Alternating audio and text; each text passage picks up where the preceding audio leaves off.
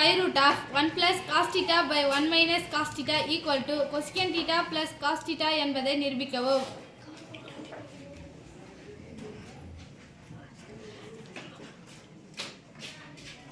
இதான் நிரூபிக்க போறோம். சரி, ஏற்கனவே சொல்லியாச்சு. இது மாதிரி கொடுத்துட்டாங்க அப்படின்னு சொன்னா கீழே எத்தனை எண்கள் இருக்கு? இரண்டு உறுப்புகள் இருக்கு. அப்ப கீழே இரண்டு உறுப்புகள் இருந்துச்சுன்னா அது எத்தனை உறுப்பா மாத்தணும்? என்ன சொல்லுவாங்க? பகுதியை விகிதப்படுத்துதல். போனா இருக்கு பகுதியை விகிதப்படுத்ததா இருக்கு. 12th போனாலும் பகுதியை விகிதப்படுத்துறோம். பகுதியை விகிதப்படுத்துறதுக்குள்ள இந்த நம்பரை அப்படியே போட்டு போயிருக்கணும். ஆனா அங்க மைனஸ் காஸ் தீட்டா பதிலா என்ன பண்ணோம்? Plus cos theta. அப்படினா square root of 1 plus cos theta by 1 minus cos theta into square root of 1 plus cos theta by 1 minus cos theta by வந்துச்சுனா என்ன போடுங்க?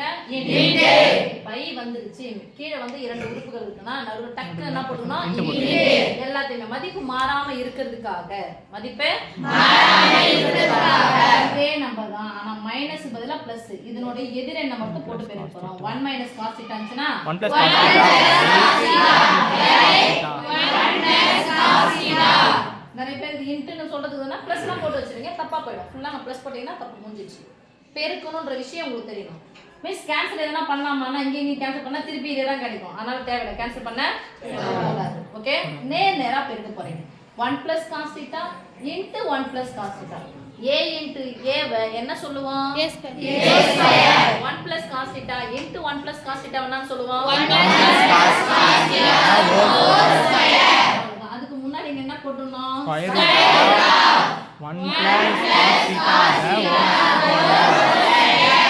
a மட்டும் இருந்துச்சுனா ஒரே உறுப்பு a ஸ்கொயர் சொல்றீங்க. இங்க இரண்டு உறுப்பு இருக்கு, அதனால the whole square by a minus b into a plus b form என்னது? a square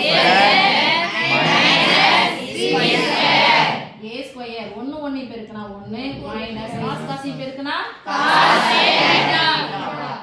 equal to square root of 1 plus cos theta whole square. ஏற்கனவே சொன்ன பகுதியை விகிதப்படுத்துதல். ரெண்டு உறுப்பை ஒரு உறுப்பா மாத்தணும். அப்போ அந்த ரெண்டு உறுப்பை ஒரு உறுப்பா மாத்துறதுக்கான வழி இது ரெண்டு உறுப்பா தான் வந்தது. அப்ப ஏதோ ஒரு சம்பந்தம் இருக்கு. ஒன்னு இருக்குது மைனஸ் காஸ் ஸ்கொயர் இருக்கு. எது இல்ல? sin theta. sin ஸ்கொயர் இல்ல. எது இல்ல? sin ஸ்கொயர் இல்ல. By sin theta. நடுவுல பெருக்கலோ வகுத்தலோ வந்துச்சுன்னா அந்த ஸ்கொயர் ஆனது ஸ்கொயர் ரூட் ஆனது இதுக்கு மேல இருக்குது சொன்னா கீழ இருக்குதும் சமம். பொதுவா இதுக்கு ஸ்கொயருக்கு இது ஸ்கொயர் கேன்சல் பண்ணாம square square square root cancel. இது என்ன பண்ணு 1 plus cos theta by 1 sin theta. sometimes இதே இருக்கு சொல்லுவாங்க 1 plus cos theta by sin theta. இத கொடுத்துட்டு 1 plus cos theta by sin theta என நிரூபகம் கொடுப்பாங்க. ஓகேவா?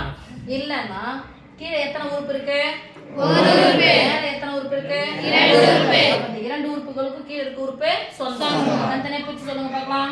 1 by sin theta plus cos theta by sin theta cos theta by sin theta equal to 1 by sin theta 1 by s ன்னு சொல்லுவோம்.